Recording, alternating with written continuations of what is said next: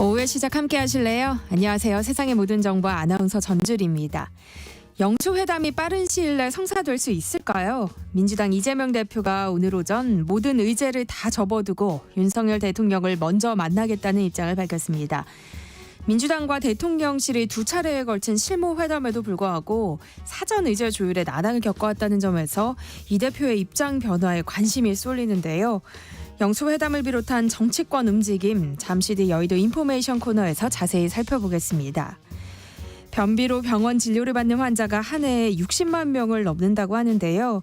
변비는 많은 사람이 경험하고 있지만 질환으로 인식하지 못하는 경우가 많아서 더 주의가 요구된다고 합니다. 그래서 준비해봤는데요. 오늘 똑똑 라디오 주치의 코너에서는 변비와 장 건강을 지키는 법에 대해서 알려드릴 예정입니다. 궁금한 분들 계속해서 함께해 주세요. 세상의 모든 정보는 언제나 청취자 여러분들의 관심과 참여 기다립니다. 저희 프로그램 애청자분들이라면 저희가 청취율 조사 기간을 맞아서 여러분들과 조금 더 소통하는 시간 이어가고 있다는 거 아실 텐데요. 어제 많은 분들이 응원을 요청하셨는데 저희가 많이 소개해드리지 못해서 참 아쉬웠습니다. 그래서 오늘 한 번 더 위로와 응원의 문자 받아보려고 합니다. 새로운 도전을 앞두고 응원이 필요하거나 누군가의 따뜻한 말 한마디가 필요한 분들, 또 주변에 응원하고 싶은 사람이 있다면 문자 보내주세요. 추첨을 통해서 모바일 치킨 쿠폰 보내드립니다. 참여하실 번호는 샵 9730번이고요. 짧은 문자 50원, 긴 문자는 100원의 이용료 있습니다. 콩 게시판을 통해서는 무료로 참여하실 수 있으니까요. 많은 참여 부탁드립니다. KBS 세상의 모든 정보 지금 시작합니다.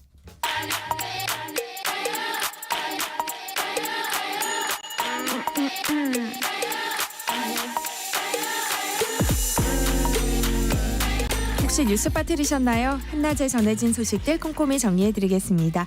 오늘의 뉴스 조현정 시사평론가와 함께합니다. 어서 오세요. 네, 안녕하세요. 네, 어제가 의대 교수들이 예고한 사직 첫날이었는데요.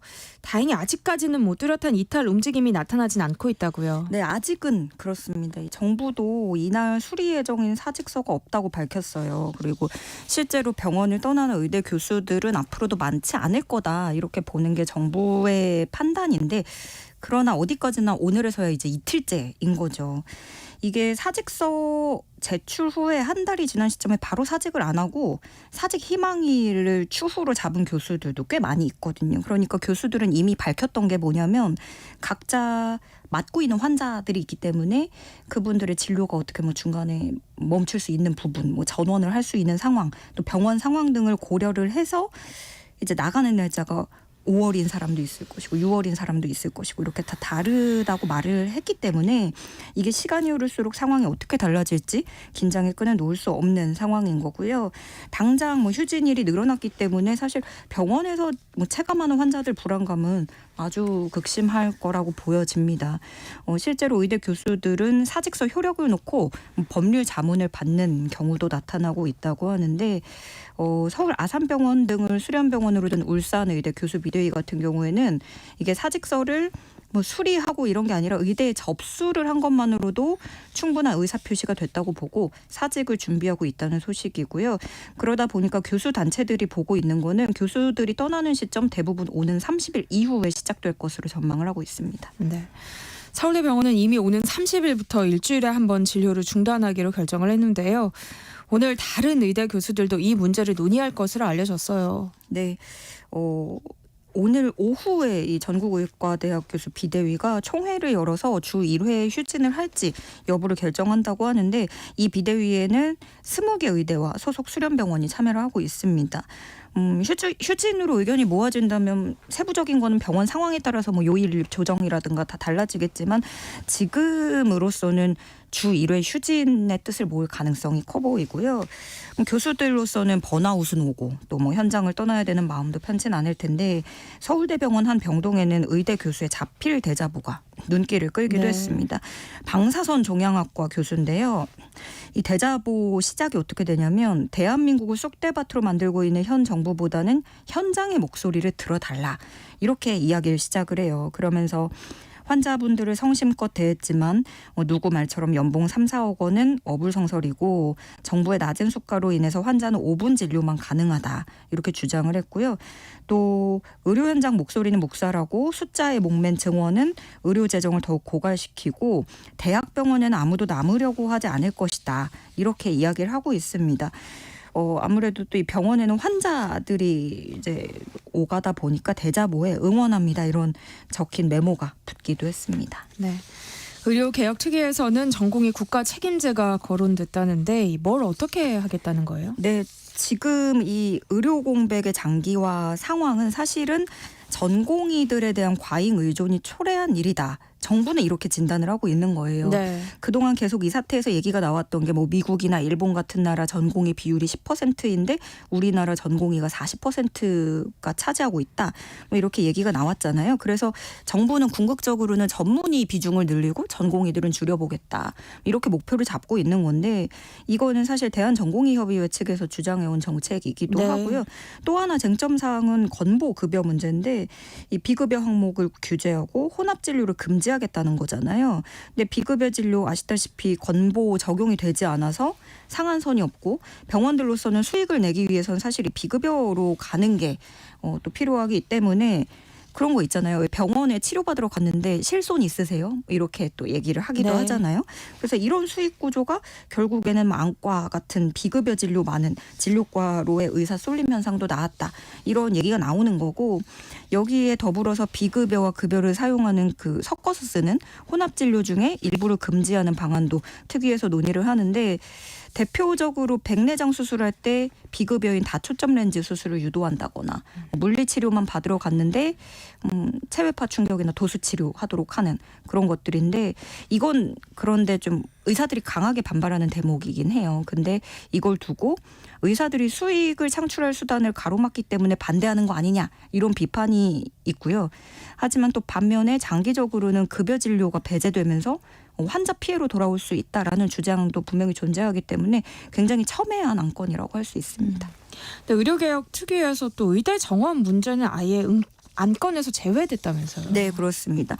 이 정원 문제가 들어가지 않으면서 사실 처음부터 의문이었어요. 그런데 이번에 그 노현홍 의료개혁 특별위원장이 특위는 제도 개혁을 조금 더 큰 틀에서 논의하는 기구이기 때문에 이런 정원에 대해서 의견을 나눌 수는 있겠지만 구체적인 증원분을 나누는 기구는 아니다. 이렇게 새롭게 못을 박았습니다.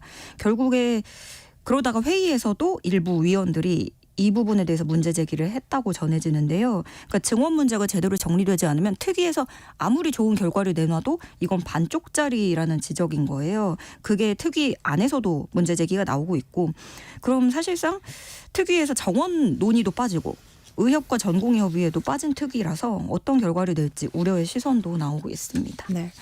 이런 가운데 정부가 소아청소년과 의료 공백을 막기 위해서 의료형 AI 서비스를 개발한다는 소식도 전해졌어요. 네, 보건의료, 심리케어, 정신건강 두 개 분야 초거대 AI 응용 서비스 개발을 위해서 총 140억 원 규모 과제로 공모한다고 하는데 특히 보건의료 분야에서는 이 소아청소년과의 집중 개발에 나선다고 합니다.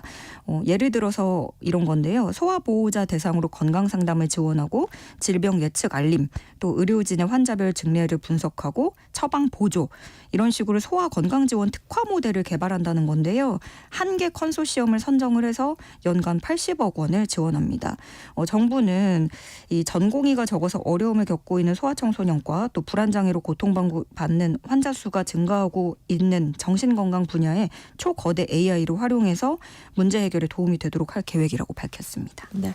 다음 뉴스 살펴보죠. 올해 1분기 국내 총생산이 깜짝 성장하면서 야당이 제안한 추경 예산 편성론에 힘을 실리기는 좀 어려워 보인다면서요. 네, 한국은행이 발표한 1분기 실질 GDP 성장률이 1.3%입니다. 당초에 정부가 0.6에서 0.7% 예상했기 때문에 예상치를 크게 웃도는 수준이고요. 말 그대로 깜짝 성장인데 그러면 경기 회복세가 살아나는 게 아니냐. 라고 얘기가 고개를 들면서 추경로는 반대로 힘을 얻지 못할 수 있다라는 전망이 나오는 건데요. 체감 경기는 차치하고 지표로 일단 정치에서도 명분을 들어야 되는데 설득력이 떨어질 수 있다는 거죠. 다만 이제 뭐 내수 지표 개선 같은 경우에 민간 소비가 워낙에 그동안 부진하다가 반등한 측면이 있고 체감 경기는 여전히 좋지 않기 때문에 결국에 가장 중요한 건 국민이 체감하고 또 국민이 어떤 소리를 내느냐. 요즘 살기 어려워라고 하면은 그게 반영이 돼야 되는 거거든요. 그렇기 때문에 이를 근거로 한 또 야권의 추경 편성 요구는 좀 계속될 것으로 보이고 최상목 경제부총리 겸 기재부 장관은 일단은 굉장히 반색을 하는 모습이었어요. 우리 경제에 선명한 청신호가 들어왔다라면서 균형 잡힌 회복세를 보였다고 평가를 했는데 그러면서도 또 대외 여건이 녹록지 않은 상황이기 때문에 예의주시하고 있다고도 밝혔습니다. 그럼 야당이 주장하는 민생회복지원금은 어떻게 될까요? 추경이랑 마찬가지일 것 같아요. 여기에서도 이게 좀 명분이 줄어들 수 있다. 네, 대통령실이 어제도 이 민생회복지원금에 대해서 내수를 자극할 수 있다라면서 부정적인 입장을 밝혔거든요. 당연히 정부는 이 지표를 근거로 들어서 GDP 올랐다, 성장률이 올랐으니까 이 근거를 들어서 지원금 공세를 막으려고 하겠죠. 다만 관건은 이런 장밋빛이 얼마나 지속되느냐 이건데 사실 그 월급을 비슷하게 받아도 물가가 워낙 비싸서 그 실질 임금은 쪼그라들었거든요. 그래서 수출이 올랐다고는 하지만 민생 경제는 회복 기미를 보이지 못하고 있는 것도 현실이기 때문에 야당은 이 실질 임금과 체감 경기를 내세울 것 같고요.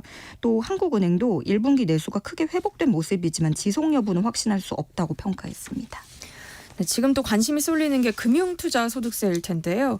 일단 민주당은 차질 없이 시행하겠다는 입장이죠. 네, 이 금투세도 야권과 대통령실 크게 의견 차를 드러내는 부분이잖아요. 네. 민주당은 윤석열 정부가 시행도 되지 않은 금투세를 폐지하자고 하더니 어제는 정부 고위 관계자가 유예하는 안이 합리적이라고 이야기했다라고 꼬집었습니다. 그러면서 금투세를 이게 폐지뿐만이 아니라 유예하자고 정부는 얘기를 하고 있지만 그것도 시행을 미뤄서 결국엔 부자 감세를 하겠다는 것이라는 기존 입장을 확실하게 밝혔습니다. 네. 정부 입장도 좀 살펴볼까요? 이복현 감독원장이 뭐라고 했냐면 비겁한 결정이라고 입장을 밝혔어요. 그러니까 금투세는 과세 수입에 있어서 이거를 폐지를 해도 별로 그렇게 괜찮다는 거죠. 그러니까 긍정적 효과, 금투세를 받는 거에서 긍정적 효과보다 부정적인 효과가 크고 또 기업 밸류업 지원 방안과도 상충이 된다는 의견을 제시를 했는데 오히려 자본시장을 활성화하기 위해서 배당금이라거나 이자소득세 등을 어떻게 할지 고려해 볼 수 있다라고 제시를 하면서 국회에서도 전향적으로 민생정책으로 생각해달라고 밝혔습니다. 네, 이런 가운데 고위 공직자들의 재산 보유 내역이 공개됐죠. 네, 이번 공개 대상자는 지난 1월 2일부터 2월 1일까지 신분이 변동된 고위 공직자들입니다. 이원모 전 대통령실 인사비서관이 385억여 원의 재산을 신고하면서 퇴직 고위공무원 중에 재산 1위를 기록을 했어요. 근데 이 중에 가장 높은 비중이 증권. 이었는데 증권이 276억 원 정도 있었고요. 퇴직자 중에 2위는 이번 총선에서 자유통일당 총괄 선대위원장을 지낸 석동현 전 민주평화통일 자문회의 사무처장입니다. 총 89억 9천여만 원을 신고를 했고요. 현직자 중에 1위는 최복은 문화체육관광부 기획조정실장이었습니다. 87억여 원을 신고를 했는데 토지가 50억 원 정도로 가장 많았고요. 건물로는 서울 강남구 역삼동의 아파트 36억 3천만 원을 신고했습니다. 전현직 제외 공관장 6명의 재산은 평균 24억 원으로 나타났다고요? 네. 이 중에 조태열 외교부 장관이 26억 원대 재산을 신고를 해서 눈길을 끌기도 했고요.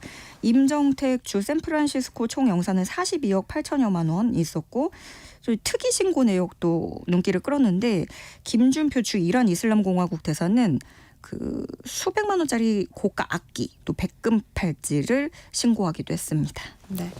한나절 교양 파트너 지금 여러분께서는 세상의 모든 정보와 함께하고 계십니다. 네이버가 세계적 메신저로 키워낸 라인을 일본 기업인 소프트뱅크에 뺏길 위기에 처했다고 하던데요. 이건 무슨 얘기예요? 그러니까 라인이 메신저잖아요. 네. 그러니까 우리나라는 카톡을 되게 많이 쓰는데 사실 일본에서는 라인이 주가 그렇죠. 되고 또 동남아시아도 그렇고요. 네이버가 만들고 13년간 키웠다고 볼 수가 있는데 이 지금 라인 운영사 라인 야후의 대주주인 A홀딩스 주식을 네이버와 일본의 소프트뱅크가 딱 절반씩 나눠 가지고 있어요. 그런데 라인이 지난해 대규모 개인정보 유출 사고가 있었고 일본 정부가 이걸 빌미로 해서 소프트뱅크의 행정지도를 내립니다.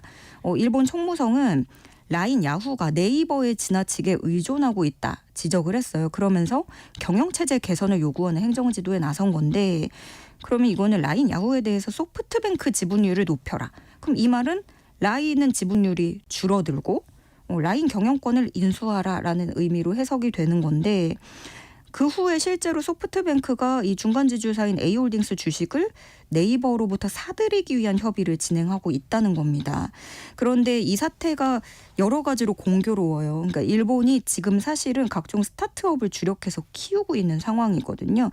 그래서 사실은 모든 것이 우연히 일어난 거는 아닐 거다라고 보여지고 지금 이게 굉장히 첨예한 사안이다 보니까 우리나라 매체에서도 많은 보도가 쏟아지고 있는데 보통 일본 정부가 왜 그럴까 이거에 초점이 맞춰져 있거든요. 그런데 저는 여기다 더 추가를 하자면 왜 지금일까? 이거를 우리나라가 좀 생각을 해봐야 된다고 보고요. 또 업계에서도 얘기가 나오는 게 그 개인정보 유출이 있었지만 이런 혐의점이 있다고 해서 시장의 지배력을 정부가 관여하는 것은 말이 안 된다라는 우려가 나오고 있습니다. 네.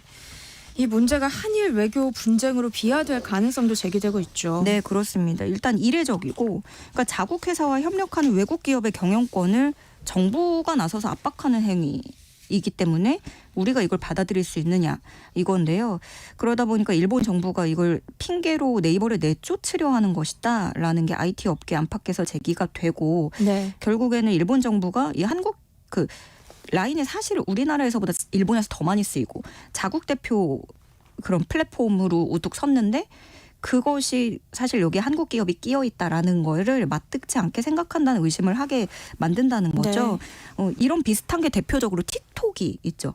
그 중국 기업인데 미국이 뭐 틱톡이 개인정보를 유출하고 뭐 안보를 위협한다라는 이유를 들고 있지만 사실은 여기에는 미중 간의 패권 경쟁이 껴 있는 거고요.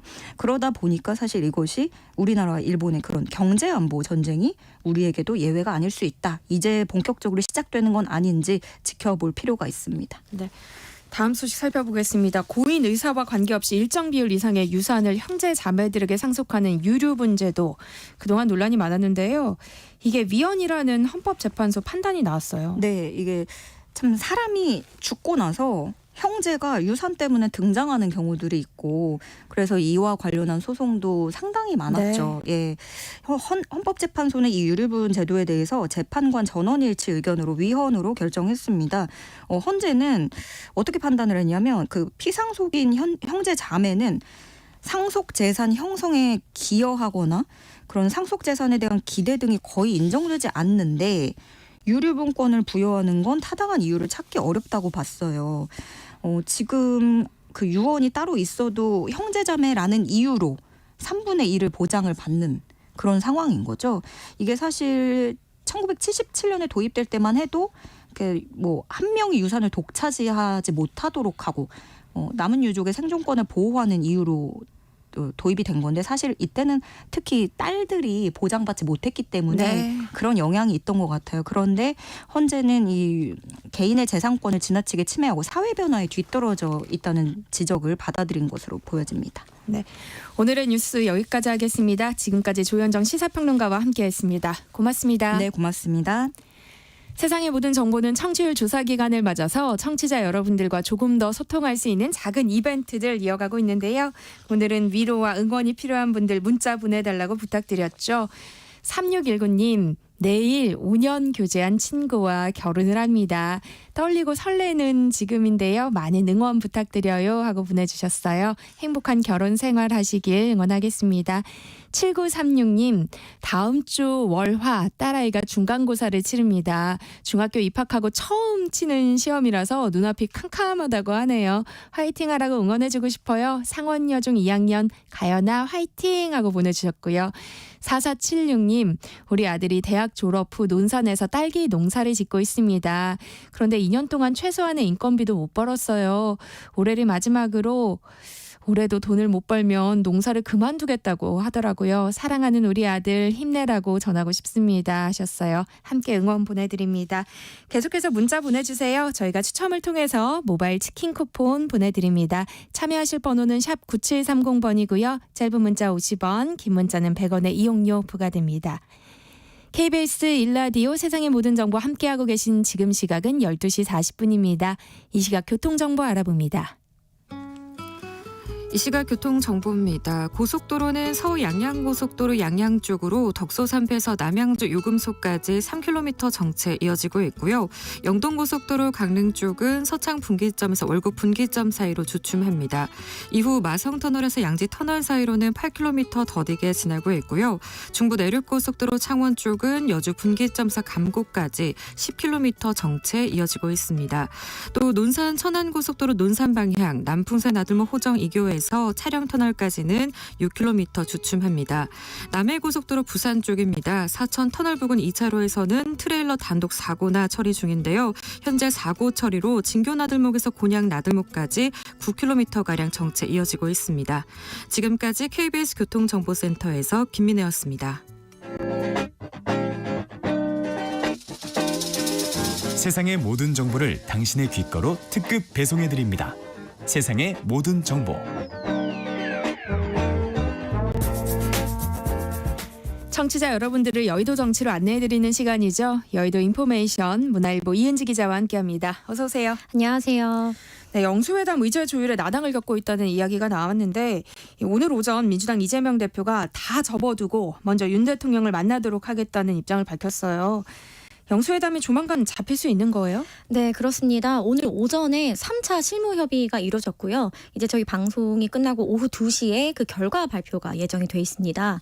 이재명 대표가 조건 없이 영수회담을 전격 수용한 것이기 때문에 사실상 의제 조율 이슈가 사라진 거고요. 네. 일정만 정하면 되는 수순입니다. 그래서 이르면 이번 주말 28일에 만날 수도 있다는 관측이 나오는데 28일 아니면 다음 주 월요일인 29일 이 두 날짜가 유력하다고 알려져 있고요. 늦어도 다음 주 초에는 만날 것으로 보입니다. 네. 민주당 이재명 대표의 갑작스러운 입장 변화 어떻게 봐야 할까요? 일단 이 대표 측에 오늘 오전까지만 해도 이제 최고위에서 혹시 영수회담 관련한 발언이 있느냐라고 물었더니 실무진 측에서는 그걸 준비하지 않았다는 거예요. 근데 이 대표 의중으로 이 내용이 좀 추가가 된 것으로 이제 알려져 있고요. 일단 지금 민생이 어려운데 이 의제를 둔 갈등 때문에 두 번째 실무회동까지 무산이 됐잖아요. 이것이 자칫 또다시 여야 간 정쟁, 뭐 거대 야당의 실력 행사 이런 식으로 비춰질 수 있다는 판단이 있었던 것으로 보이고요. 이 대표가 통크게 조건 없는 회동을 수용을 하면서 오히려 이뤄질 회동에서도 주도권을 가져올 수 있다라는 포석이 나오고요. 또 대통령을 만나서 민생의 어려움을 가감없이 전달하겠다라고 했는데요. 사실상 의제는 민생이다라는 점을 강조한 겁니다. 그래서 이 대표가 의제 없는 만남을 수용하긴 했지만 한 발 양보했다기보다는 한 발 더 나아갔다는 평가가 더 지배적이고요. 여당에서도 통큰 결단을 환영한다는 입장이 나왔습니다. 결과적으로 이 대표가 얻을 게 더 많은 회동 수용이었다라고 여야 모두가 보고 있습니다. 네. 그럼에도 불구하고 특정 의제가 없이 영수회담이 이뤄지면 가시적인 성과물을 기대하기는 어렵다 이런 말도 나오는데요. 어떻게 보세요? 그래서 민주당에서도 그 의제 설정에 굉장히 공을 들였던 거고요. 그 영수회담이라는 표현을 대통령이 쓴 이상 의제를 갖고 성과를 내는 회담이 되어야 한다는 입장이 강했습니다. 왜냐하면 뭐 민주당 한 의원이 이렇게도 이야기를 했는데 의제 조율이나 합의가 필요 없는 그냥 단순한 만남만을 원했다면 이건 영수회담이란 단어를 쓸 게 아니라 말 그대로 번개 모임 수준 아니냐라고 지적하기도 했는데요. 또 이제 들러리를 서지 않겠다. 대통령이 협치 국면을 보이고 싶어서 사진 한 장 찍기 위한 회동은 안 된다라는 게 강했는데요. 다만 이번에는 총선에서 한번 국민들의 심판도 있었고 최근 민생 경제가 너무 어려운 상황이기 때문에 이제 야당 대표로서 국민의 목소리, 민심을 전달하고 오겠다는 게 이 대표가 회동을 빨리 하겠다고 밝힌 이유고요. 설사 합의되는 내용이 없다고 하더라도 이 어려운 상황을 전달하고 오겠다는 것만으로도 성과라고 민주당을 보고 있습니다. 여기에는 물가 문제부터 이제 특검법 관련한 이야기도 당연히 포함될 수밖에 없고요. 사실상 의제가 조율되지 않아도 소기의 목적은 달성이 가능하다고 보고 있습니다. 네. 이야기가 나와서 말인데요. 민주당과 이 대통령실 그동안 두 차례 실무 협의를 열었지만 의제에서 접점을 찾지 못해왔잖아요. 이 대통령실은 민주당이 대통령으로서 받아들이기 어려운 의제 수용을 요구하고 있다면서 불편한 심기를 드러내기도 했었는데 어떤 내용들이었을까요? 네, 두 차례 실무회담이 무산된 게 사실 이 의제 때문인데요. 이제 민주당은 고 최상병 사망 사건 수사 외압 의혹 특별검사법을 수용해라. 네. 그리고 두 번째는 윤석열 대통령이 그가 이제 거부권을 좀 남용한 부분에 대해서 사과를 해줬으면 좋겠다. 이 두 가지를 좀 의제로 꼭 다뤄야 한다는 입장이었는데요. 당연히 대통령실은 난색을 표할 수밖에 없는 네. 의제입니다. 여기에 이재명 대표가 제안한 전국민 25만 원 지원금도 이제 뇌관이 될 전망인데요. 대통령실은 조금 허심탄회하게 먼저 만나자는 입장이었고 민주당은 조금 성과를 내고 싶어하고 이런 이견이 좀 있었던 것 같습니다. 뭐 기싸움 내지 주도권 싸움으로 볼 수도 있겠지만 오히려 민주당에서는 영수회담을 하자고 했으면 이런 민감한 의제까지 감수를 했어야 하는 것 아니냐. 그 정도의 정무적 판단도 없이 제안했다면 그건 좀 말이 안 되는 것이다. 그래서 민주당에서는 이제 대통령 이 대표와 만나는 사진 한 장 찍고 뭐 협치했다라고 생색내는 거에 들러리 설 수 없다라는 입장을 더욱 강하게 이야기를 한 겁니다. 네. 이런 가운데 민주당 이재명 대표는 어제 그간 거리를 두었던 조국혁신당 조국 대표와 전격 회동을 했어요. 이 대표가 먼저 만남을 제안한 것으로 알려졌는데요.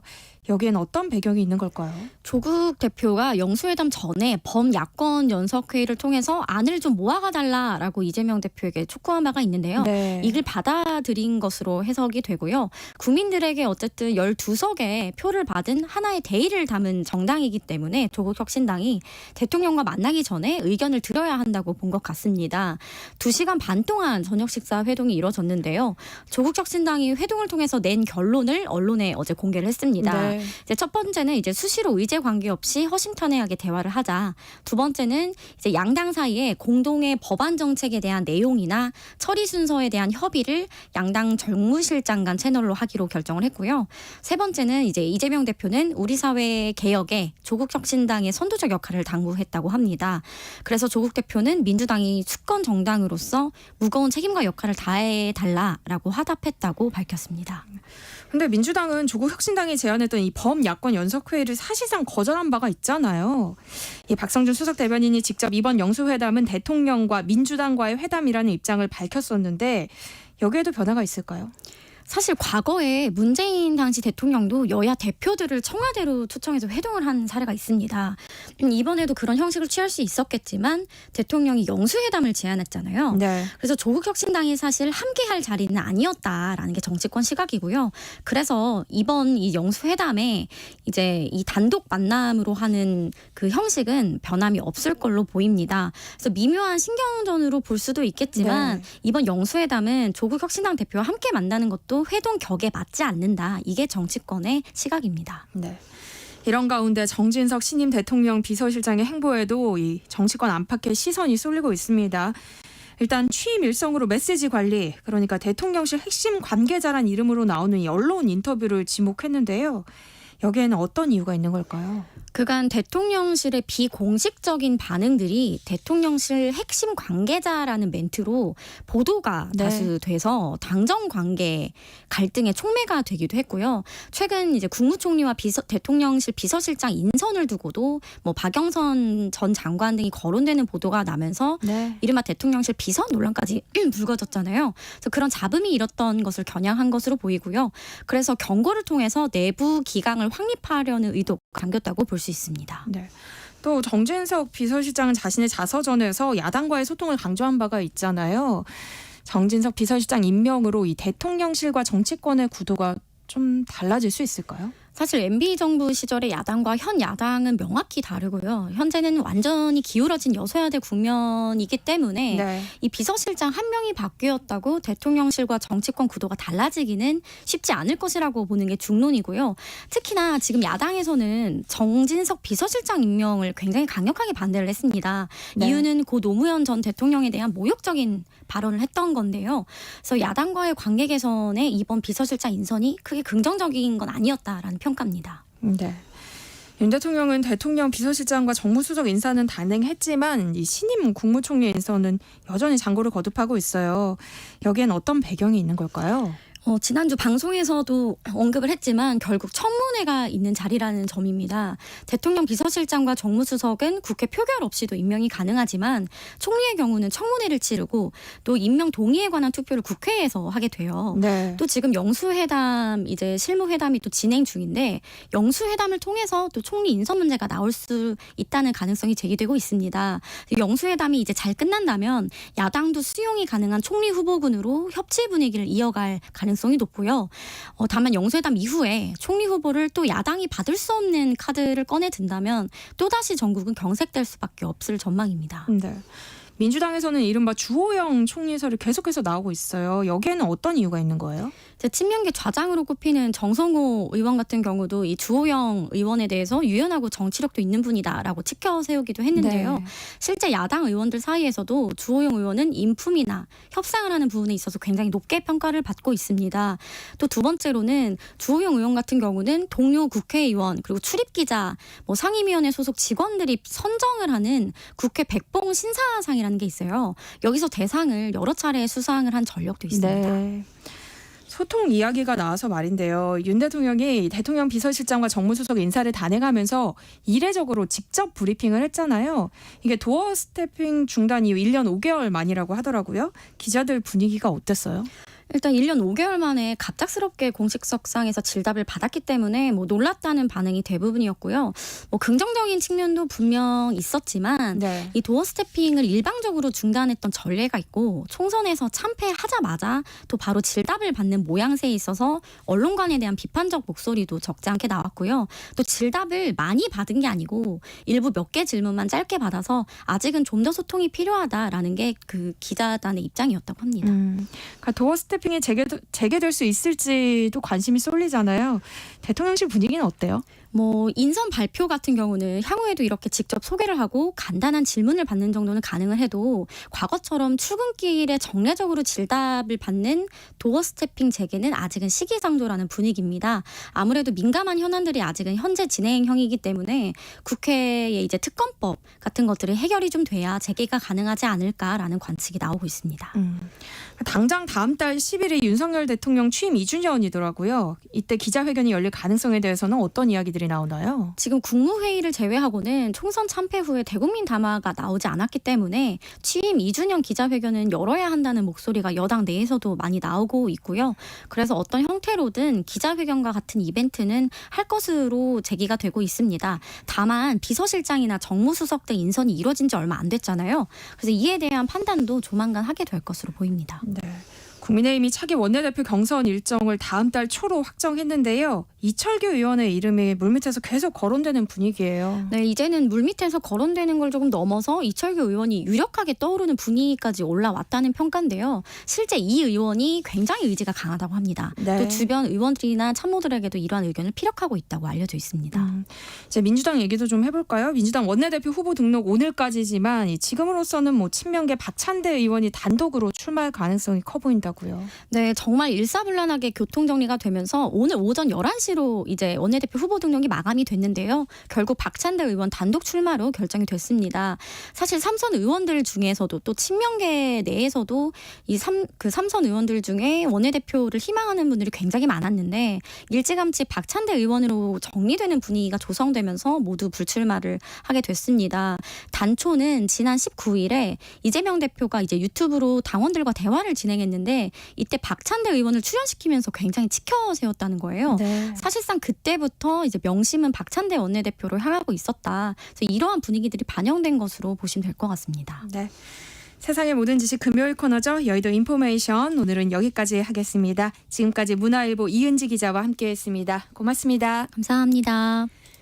KBS 세상의 모든 정보 1부 순서는 여기서 마무리하겠습니다. 이어지는 2부에서는요. 한낮의 음악실 김유나의 멜로우 팝 코너 기다리고 있으니까요. 계속해서 많은 청취 부탁드립니다. 그럼 전 1시 정각 2부에 다시 찾아올게요.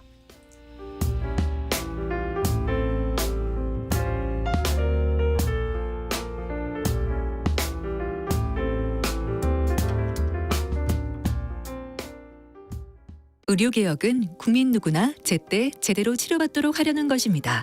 지난 27년간 우리나라는 의대 정원을 단 한 명도 늘리지 못했고 오히려 351명을 줄였습니다. 그 결과 내외과, 산부인과, 소아과 등 필수 의료 분야가 무너지고 있습니다. 응급실을 헤매다 사망한 환자도 늘고 있습니다. 국민의 생명은 무엇과도 바꿀 수 없는 소중한 가치입니다. 정부는 의사 증원뿐 아니라 힘들고 어려운 진료에 더 보상하고 지역 의료를 살리는 데 충분한 예산을 투입하겠습니다. 국민 여러분, 의료개혁에 힘을 모아주십시오. 정부도 힘껏 달려가겠습니다. 보건복지부.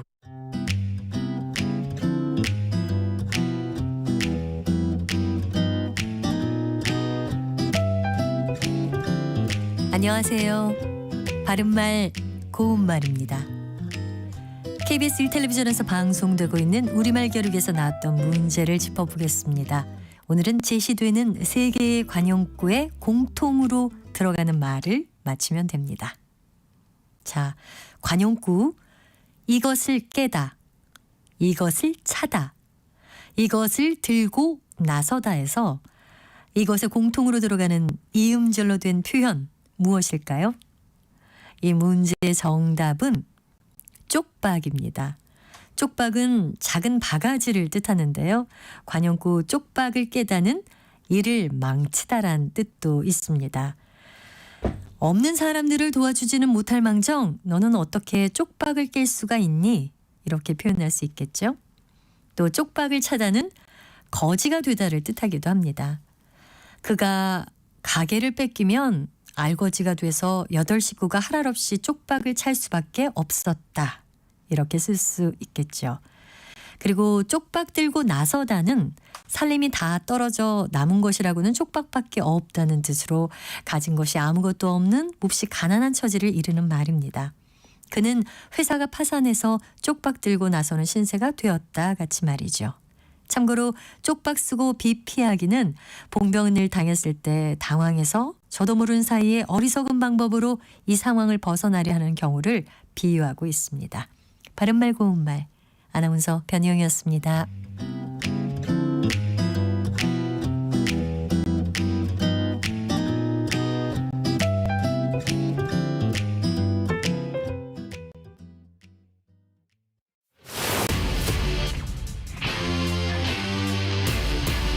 토론에 정답은 없습니다.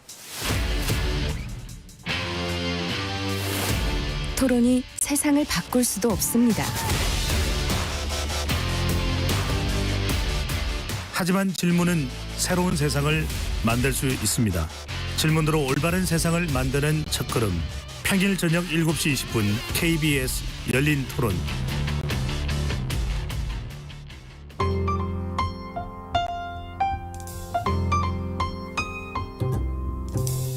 어떤 하루 보내고 계신가요? 눈코 뜰 새 없이 바쁘게 지나가는 한 주. 월요일부터 금요일, 매일 밤 10시부터 12시까지는 오롯이 당신만을 위한 시간입니다. 당신을 위한 지식 쉼터. 오늘 밤 일라디오.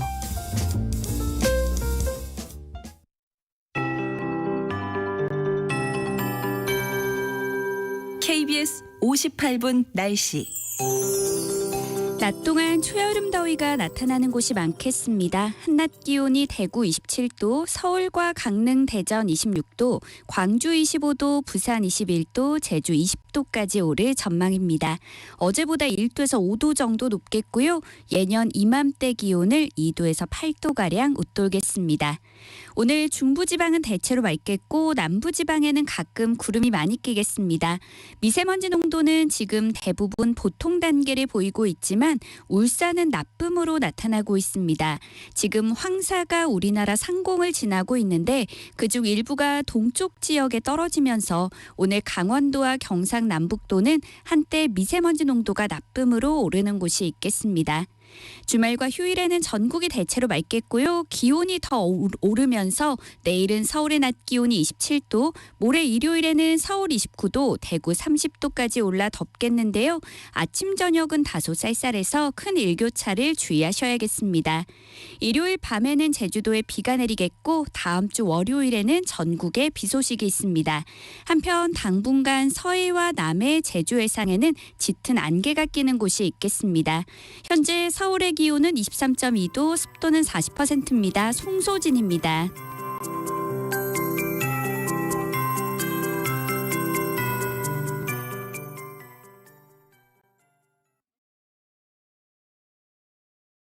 정성을 다하는 국민의 방송 KBS가 한시를 알려드립니다.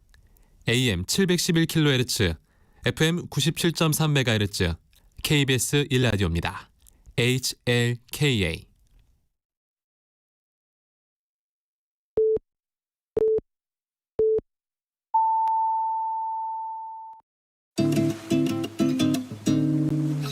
나른한 오후를 책임질 영양 만점 지식 비타민. 세상의 모든 정보.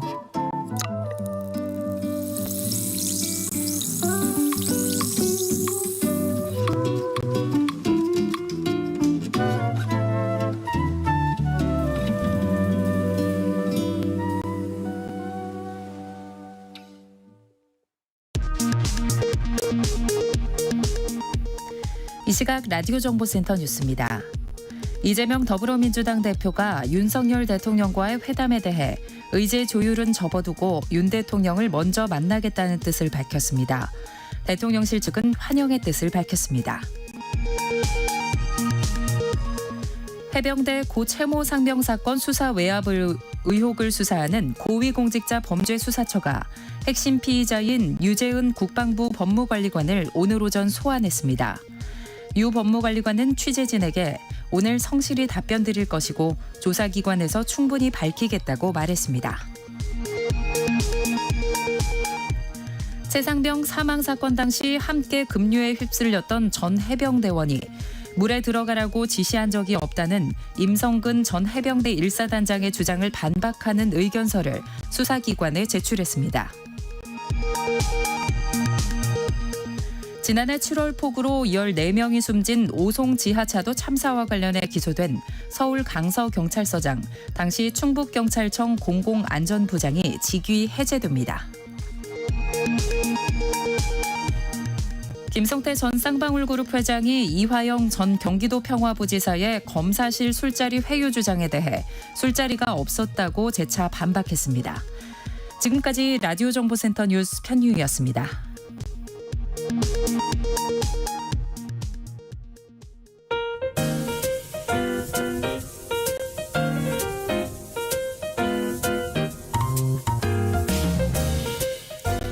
정신없이 바쁜 하루, 지금 우리 주변에서 벌어지고 있는 사건 사고 소식들 한숨 돌리며 살펴보시죠. 하프타임 뉴스 임선우 뉴스캐스터와 함께합니다. 안녕하세요. 안녕하세요. 오늘 첫 번째 뉴스는 안타까운 소식이네요. 네, 최근 악성 민원으로 김포시 한 공무원이 숨진 사고가 일어난 지 불과 한 달 만에 다시 또 같은 일이 벌어졌습니다. 바로 어제 오전이었는데요. 김포시 공무원인 40대 남성 A씨에게 연락이 닿지 않는다는 동료 직원의 신고가 경찰에 접수됐습니다. 평소 체육시설 관련 업무를 맡았던 A씨는 전날 이 직원에게 일을 못 마치고 먼저가 죄송하다라는 내용의 문자 메시지를 보낸 것으로 전해졌다고 합니다. 신고를 받고 출동한 경찰은 김포시 마산동의 축구장 주차장에 주차된 차량에서 숨져 있는 A씨를 발견했는데 현장에서 유서는 따로 발견되지 않았다고 합니다. 경찰 관계자는 범죄 혐의점은 없는 것으로 보고 조사 중이라고 밝혔는데요. 현재까지 민원 등에 시달린 정황은 확인되지 않았지만 추가 조사를 이어갈 방침이라고 전했습니다. 네, 이처럼 스스로 목숨을 끊는 공무원들이 점점 많아지고 있네요. 네, 지난달에도 항의성 민원에 시달리던 김포시 구급 공무원 B씨가 차량에서 숨진 채 발견됐는데요. 당시 도로 파임 보수공사와 관련해서 정체가 빚어지자 민원을 받았는데 지역 온라인 카페에 신상 정보가 공개되면서 항의에 시달린 것으로 전해졌습니다. 최근 이 같은 일들이 비일비재하게 벌어지다 보니까 공무원 보호가 필요하다는 공감대가 형성되고 있는데요. 행안부가 시행한 설문조사에서 응답자 10명 중 9명은 민원인의 폭언 등으로 보호가 필요하다라고 답했고요. 공무원 노조에서는 안전요원 배치 등을 위한 예산 지원에 더해 업무가 몰리지 않도록 인력이 더 필요하다고 관련 대책을 촉구했습니다. 이런 소식을 전할 때마다 참 마음이 무거운데요. 이들 역시 누군가의 소중한 아들, 딸이고 또 부모라는 점 잊지 않고 조금만 따뜻하게 대해주시길 바라는 마음입니다. 네. 요즘 가장 관심도가 높은 뉴스가 아닐까 싶은데요. 하이브와 이 산하 레이블 어도어 미니진 대표 간의 갈등이 계속되고 있습니다. 어제 민 대표가 기자회견을 가졌어요. 네, 양측의 갈등이 극에 달하고 있는 가운데 말씀하신 것처럼 민희진 어더 대표가 현재 논란에 대해 입장을 밝혔습니다. 지난주 하이브는 자회사 어도어 민희진 대표가 경영권 탈취를 시도했다고 보고 사내 감사에 착수하겠다고 밝힌 바 있죠. 이에 민 대표는 기자회견을 통해서 하이브의 개인 사찰과 업무 방해, 또 아일릿의 뉴진스 배기기 사태를 꼬집으면서 법적 공방을 예고해 맞불을 놨습니다. 민 대표는 2시간 넘도록 격양된 모습으로 억울함을 토로했는데요. 공식 석상임에도 불구하고 하이브 고위 인사들을 향해서 거친 비속어를 거침없이 내뱉기까지 했습니다. 민 대표는 하이브가 공개한 메신저 캡처는 임원진들과 가벼운 사담을 그들의 프레임에 맞게 캡처에 끼워 넣기 한 것이라면서 경영권 탈취 의혹을 부인하는 등 자신이 왜 하이브와 갈등을 겪었는지 설명하는 데 많은 시간을 썼는데요. 뉴진스를 하이브의 첫 걸그룹으로 데뷔시킨다는 약속 아래 준비하던 중 하이브의 또 다른 레이블 소속 걸그룹인 르세라핌이 먼저 데뷔하게 돼 방시혁 의장과 대립이 심화됐다고 설명했습니다. 민 대표의 기자회견이 끝난 후 하이브 측도 입장문을 내놨는데요. 민 대표의 주장이 사실이 아닌 내용이 너무 많아 일일이 열거하기 어려울 정도라면서 시점을 뒤섞는 방식으로 노점을 호도한다며 민 대표를 업무상 배임 혐의로 서용산경찰서에 고발했습니다. 양측의 갈등이 극에 달하면서 팽팽한 줄다리기가 계속되는 모습이네요. 네, 다음 소식 넘어가 보죠. 산후조리원 가격이 천정부지로 치솟고 있다고요. 네, 개인적인 이야기지만 저도 결혼한 지 얼마 안 된 신혼이거든요. 그런데 이런 기사를 접할 때마다 마음이 착잡해지더라고요. 정말 들으면 기절하실 정도인데 조리원에서 2주간 머무는 비용이 혹시 얼마 정도 들어갈 것 같으세요? 전 너무 오래돼서 모르겠어요.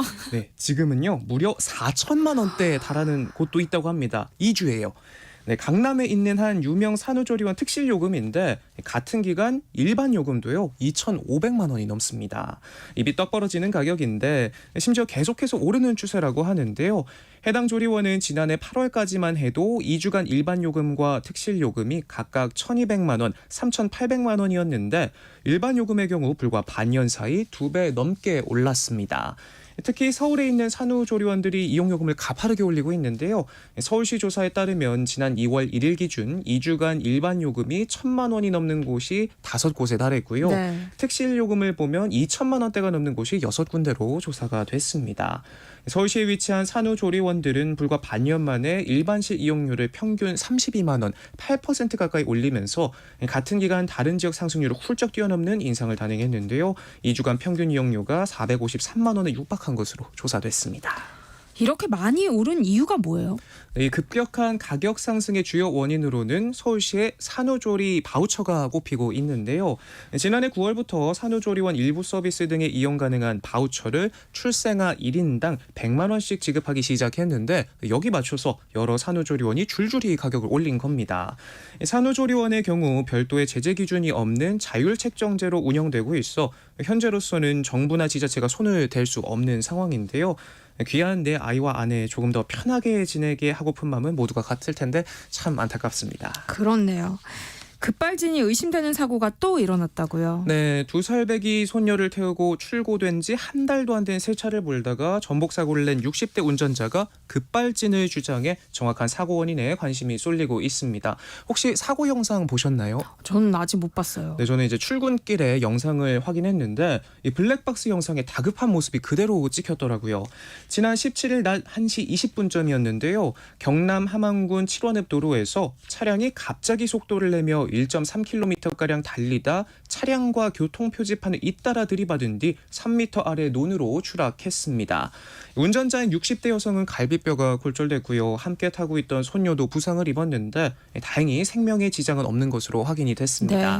네. 해당 차량은 출고된 지 불과 2주밖에 안 된 신차였는데 운전자와 가족은 당시 브레이크 페달을 밟았지만 작동하지 않았다며 급발진 사고라고 주장했습니다.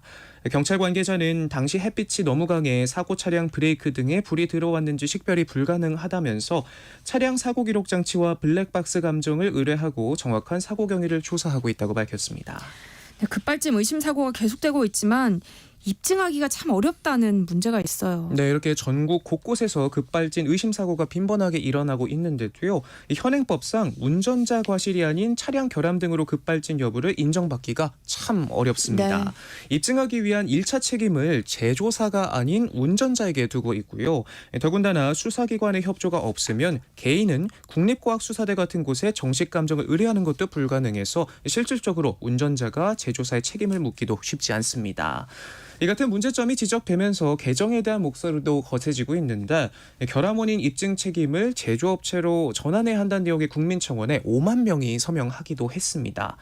급발진 의심 신고는 매년 약 30건씩 꾸준하게 발생하고 있는데요. 산업계에 미칠 영향이 크다는 이유로 개정안은 번번이 퇴짜를 맞고 있는데 더는 억울한 피해가 일어나지 않도록 특단의 조치가 필요해 보입니다. 네, 다음은 스포츠 소식인데요. 황선홍 감독이 이끄는 23세 이하 축구 대표팀이 인도네시아의 충격패를 당하면서 이 파리 올림픽 본선 진출이 무산됐어요. 네, 지난 방송에서 숙적 일본을 꺾고 8강전에 올라갔던 기분 좋은 소식 전해드렸었는데 네. 너무도 아쉽게 됐습니다. 황선홍 감독이 이끄는 23세 이하 축구 대표팀이 신태용호 인도네시아와 승부차기까지 가는 치열한 경기 끝에 결국 패하면서 올림픽 본선 진출이 좌절됐습니다. 연장전까지 120분 동안 2대2 무승부에 그치고 승부차기에서 결국 고개를 숙였는데요. 1988년 서울올림픽부터 매번 본선 무대를 밟았던 한국은 이날 탈락하면서 10회 연속 본선 진출에 실패했습니다. 한국 축구가 올림픽 무대에 오르지 못한 게 1984년 로스앤젤레스 대회 때니까 40년 만이네요. 인도네시아 전까지만 해도 오전 전승을 기록하면서 승승장구해 왔는데 생각지도 못한 복병에 패배의 쓴맛을 본 건데요.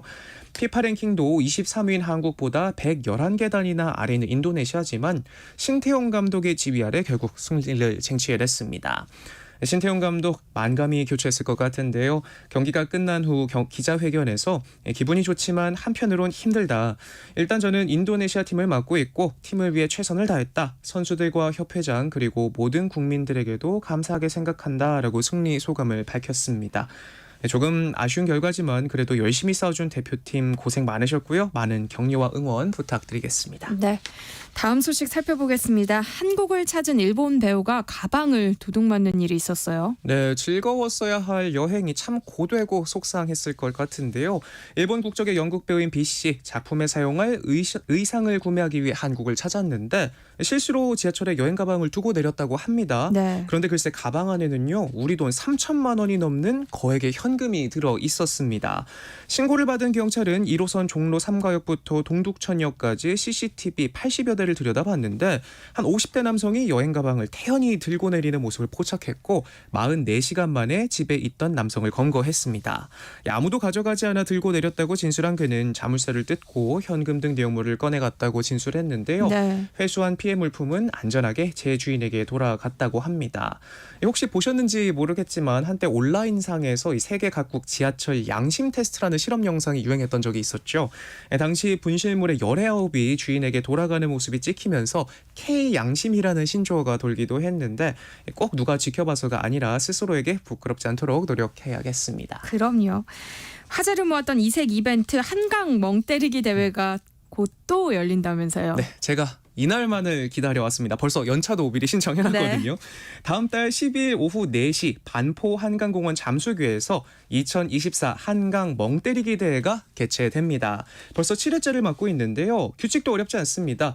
대회 참가자는 90분 동안 어떤 말도 행동도 하지 않고 그저 멍한 상태만 유지하면 되는데요. 15분마다 착용한 심박 측정기를 확인해 작성되는 그래프를 바탕으로 점수를 부여하고요. 안정적인 상태를 유지하거나 점진적으로 하향 곡선을 나타내면 좋은 평가를 받을 수 있습니다. 네. 또 현장에서 대회를 관람하는 시민들도 누가 가장 멍한 상태인지 투표를 하는데 1등에게는 트로피와 상장, 2, 3등에게는 상장을 수여하고 참가자 전원에게 인증서를 줍니다.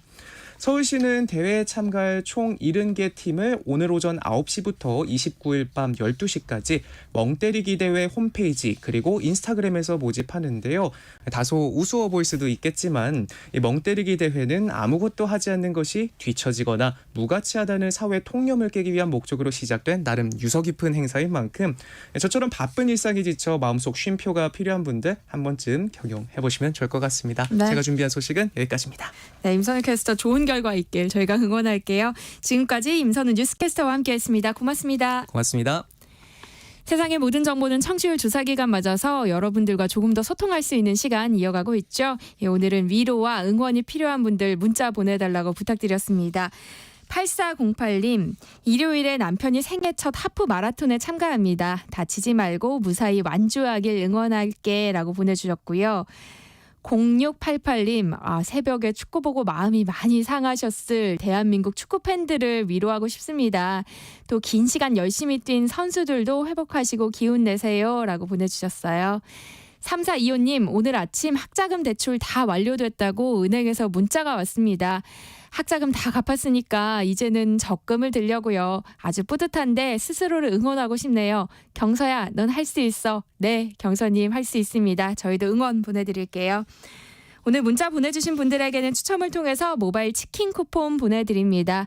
그리고 혹시 02로 시작되는 전화가 오면 꼭 받아주시고요. 세상의 모든 정보 잘 듣고 있다고 말씀해 주시길 부탁드릴게요. 내일 점심 메뉴 추천. 귀로 듣는 푸짐한 지식 한 상 어떠세요? 세상의 모든 정보. 아나운서 전주리입니다. 건강에 관한 모든 궁금증을 풀어드리는 시간입니다. 똑똑 라디오 주치 을지대학교 가정의학과 오한진 교수님과 함께합니다. 어서 오세요. 안녕하셨어요? 네. 오늘은 현대인에게 가장 흔한 질환인 변비에 대해서 이야기를 나눠보려고 하는데요. 네. 일단 변비의 기준부터 살펴봤으면 하거든요. 네. 매일 변을 보지 않으면 변비라고 봐도 돼요? 아니죠. 그렇게 정의가 돼 있지 않고요. 네. 정상 배변을 어디까지로 보냐면 일주일에 2회 여기까지를 정상적으로 봅니다. 하루에 2번, 3번 봐도 그것도 정상이에요. 네. 네. 근데 이렇게 일주일에 주 2회도 되지 않는 배변, 이게 이제 변비고요. 거기에다가 배변 횟수도 적지만 잔변감이 남거나 그다음에 과도하게 힘을 줘야만 배변이 되거나 또 3개월 이상 지속될 때 우리가 이제 변비다 이렇게 이야기를 합니다. 이 변비 환자가 얼마나 많냐면요. 매년 한 60만 명 이상이 변비로 병원을 찾는 걸로 알고 있습니다. 하지만 또 이분들이 병원 찾지 않고 알아서 본인들 알아서 이렇게 하는 경우도 많기 때문에 그쵸. 아마 훨씬 많은 분들이 이 배변 때문에 고생하고 있다 이렇게 보여집니다. 근데 매일 또 규칙적으로 화장실에 가는 사람도 변비 환자일 가능성이 있다고 하더라고요. 가능성이 있어요. 어떤 대변이 나오느냐에 따라서 가능성이 있습니다. 나이가 들면서 장의 근육들이 움직여서 변을 밀어내는 거거든요. 근데 그 근육의 힘이 떨어지는 경우가 있어요. 그런 변비를 이완성 변비라고 하는데 네. 이때는 이 장에서 변을 밀어내는 힘이 약해졌기 때문에 변이 안 나가는 거죠. 그래서 모여 있다가 한 번에 나와요. 그런데 그때 오랫동안 장에 남아 있다 보니까 수분이 다 빠져가지고 변이 아주 딱딱하고 작고 아주 그냥 배는 팽창돼 갖고 배가 아프고 이런 느낌이 자꾸 들게 되는 네. 이런 변비. 그러니까 이분들은 매일 화장실을 가요. 근데 간데 조금씩 아주 조그만 변을 보고 약간 그러다가 토끼똥처럼. 그렇죠. 그러다가 어느 날은 왕창 나오고 네. 이게 이제 반복되시는 분들 특히 노인분들한테 많습니다. 오늘 똑똑 라디오 주치 코너에서는 변비를 예방하는 방법 또 장 건강을 챙기는 법에 대해서 이야기 나눠볼 예정입니다. 관련해서 궁금한 점 있으신 분들 문자 보내주세요. 참여하실 번호는 샵 9730번이고요. 짧은 문자는 50원, 긴 문자는 100원의 정보 이용료 부과됩니다. 콩 게시판 KBS 1라디오 유튜브 채널을 통해서는 무료로 참여하실 수 있으니까요. 많은 참여 부탁드립니다. 추첨을 통해서 모바일 커피 쿠폰 보내드립니다. 그런데 교수님, 변비는 도대체 왜 생기는 거예요? 우선은 제일 큰 것은 잘못된 생활 습관이에요. 그래서 요즘에 이제 다이어트 시즌이 오지 않았습니까? 드디어 이제 날이 더워지니까요. 네, 옷을 이제 좀 벗어야 되고 내 몸을 좀 보여줘야 되는 이런 상황이 오다 보니까 식사량을 확 줄여요. 먹는 게 적으니까 변이 적어질 수밖에 없죠. 이러면 화장실 가기 어려워지고 또 이렇게 이제 날씨가 따뜻해지고 더워지기 시작하는데 수분 섭취가 줄어들면 변에도 수분이 적어지니까 네. 변이 나가기가 어려워집니다. 거기다가 요즘에는 핸드폰, TV, 컴퓨터 이런 것만 주로 보시지 운동을 잘 안 하시잖아요. 그러다 보니까 이 장 운동도 같이 안 됩니다. 우리가 움직여야 장 속도 같이 움직여지는데 네. 움직이질 않으세요. 다들 그냥 누워서도 앉아서도 뭐 눈앞에 있는 것만 쳐다보고 계시니까 이 운동 부족이 굉장히 심각해지고 네. 마지막으로 또 한 가지가 화장실을 가고 싶어요. 변이가 느껴집니다. 근데 안 가. 자꾸 참아요. 뭐 게임하느라고도 참고 이 핸드폰 보시느라고도 참고 네. 이것 때문에 이 변이가 느껴졌을 때는 빨리 가서 해결을 하셔야 장 운동이 정상적으로 돌아오는데 이걸 참으시니까 이 변을 밀어내는 이 힘들이 제대로 잘 작동을 하지 못하는 상황이 생깁니다. 이러면 이제 변비가 생기고요. 또 약물들도 그런 일들을 하는 경우가 있어요. 네. 예를 들면 제산제 중에 이렇게 빨아먹는 제산제, 그중에 알미늄이라는 게 포함되어 있는 제산제들은 변비가 유발 가능하고요. 네. 고혈압 약 중에서 이뇨제가 포함된 것들이 있어요. 이런 것들은 그 소변이 조금 많이 나가기 때문에 그 변의 수분이 줄어들어서 생길 수 있고, 또 감기약 중에 코데인이라고 하는 이 마약 성분이 들어있는 것들, 이런 것들이 또 많이 변비를 유발하고, 우울증 약물들은 우리 몸의 장 기능을 많이 떨어뜨리게 됩니다. 그러면서 또 변비가 네. 유발될 수 있어요.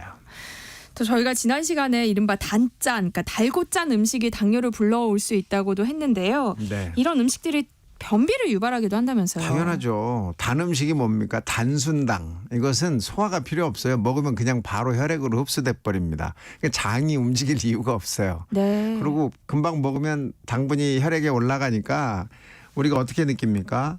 당분이 충분히 올라갔으니까 식욕이 나질 않아요. 그러니까 음식량을 줄이고 이 단 것만 먹게 됩니다. 그러면 장을 움직일 이유가 없는 거예요. 그래서 적은 음식량이 유발되고, 즉 적게 먹게 되고, 그러면서 변비가 생기게 되고, 짠 음식은 또 왜 그러냐? 짠 걸 먹으면 수분이 우리 몸에 많이 남게 돼요. 소변으로 안 나가고. 그래서 네. 짠 음식을 많이 드시면 되게 붓습니다. 얼굴도 붓고 손도 붓고. 맞아요. 그렇죠. 다 느껴보셨을 거예요. 그래서 이렇게 되다 보면 수분이 우리 몸에 남지 변으로 가질 않아요. 그러니까 변의 양도 점점 작아지게 되고 그 아주 딱딱한 변이 만들어지면서 변비가 올 수 있습니다. 그래서 단짠 하시면 변비가 생깁니다. 그리고 또 많은 분들이 화장실 갈 때 심심하다고 스마트폰 들고 가잖아요. 근데 네. 이런 습관도 좋지 않다면서요? 좋지 않죠. 저도 이런 습관이 있긴 한데 사실 이거 나쁜 습관입니다. 우리가 이제 변의가 느껴지면 화장실을 바로 가셔서 5분 이내에 배변을 하는 것이 가장 좋은 방법이다. 이렇게 알려져 있어요. 네. 그러니까 앉으면 바로 해결이 돼야 되는데 대개는 가서 시동을 걸어요. 그래서 5분, 10분 정도 걸리는 분들도 있고 네. 10분 이상 걸리시는 분들도 있는데 10분 이상 걸리면 이제 문제가 생기는 거예요. 왜냐하면 네. 이때부터는 이제 항문과 장 근육이 둔감해집니다. 변의에서부터 둔감해져서 신호가 잘 안 가는 거예요. 그래서 근육을 확 수축을 해야 변이 쭉 내려가게 되는데 수축이 잘 안 돼요. 그래서 이렇게 오래 앉아 계시면 당연히 이완성 변비 같은 게 생길 수가 있어요. 네. 너무 오랫도록 화장실에서 신문을 보신다거나 스마트폰을 보고 게임을 하시면 변비 생길 수 있습니다. 놓고 가야겠네요. 변비에 걸리면 또 생활이 불편해지긴 하지만 그렇다고 해서 또 심각한 질병이라고 생각하는 경우는 거의 없잖아요. 그렇죠. 네, 이런 분들에게 장 건강이 중요한 이유를 좀 설명해 주세요. 네, 좀 겁나는 얘기를 먼저 한번 드리면 네. 우리나라에서 20대에서 40대까지 사람들이 전 세계에서 세계 1위 대장암 발병률을 가지고 있습니다. 전 세계에서 1등입니다. 네. 그러니까 20대에서 40대는 굉장히 젊으신 분들이잖아요. 이분들이 암에 한번 걸리고 나면 상당히 오랜 기간을 또 암 유병자로 사셔야 돼요. 그렇게 장이 중요한 겁니다. 근데 장을 잘 해결 못하니까 20대에서 40대 이렇게 많아졌고 또 장 속에는 면역 관련 세포가 약 80% 정도가 안에 모여 있다라고 알려져 있거든요. 네. 그러니까 장을 잘 관리해야 돼요. 변비가 생기면 장이 잘 안 움직이는 거고 안 움직인다면 장내 환경이 좋지 않아졌다는 뜻이거든요. 변비는 딱딱해지는 걸 말해요. 변이 딱딱해지는 거. 이 딱딱해진다는 것은 장이 이걸 쉽게 밀어내지 못하는 상황을 유발할 수가 있습니다. 그렇게 되면 장이 막혀요. 네. 음식물이 그 뒤에서 내려오는 것들이 더 못 내려가는, 즉 장폐색증이라는 게 생길 수 있고, 이 장폐색이 오래되면 천공도 생길 수 있고, 네. 그러면서 복막염이 유발될 수도 있고 생명을 앗아갈 수도 있습니다. 그러니까 이 변비가 그 간단한 생각으로 아유 너 잠깐 그래 뭐 이렇게 생각하시면 안 돼요. 네, 그러네요. 2주 이상 지속이 되면 반드시 병원을 가셔야 돼요. 거기다가 최근에 나온 이 연구인데요. 알츠하이머 치매와 변비가 연관이 있다라는 게 확인이 됐어요. 네. 이게 이제 우리나라에서 발표된 건데 한국인 313만 명, 거기다가 일본인 438만 명을 대상으로 변비와 치매가 어떤 관계가 있느냐를 봤더니 한국 사람은 변비가 있는 사람이 치매 걸린 경우가 그냥 변비 없는 사람에 비해서 2.04배 높았고 2배 넘게 높은 거네요. 일본인들은 2.82배가 높았어요. 그러니까 거의 3배 가까이네요. 변비는 해결하셔야 됩니다.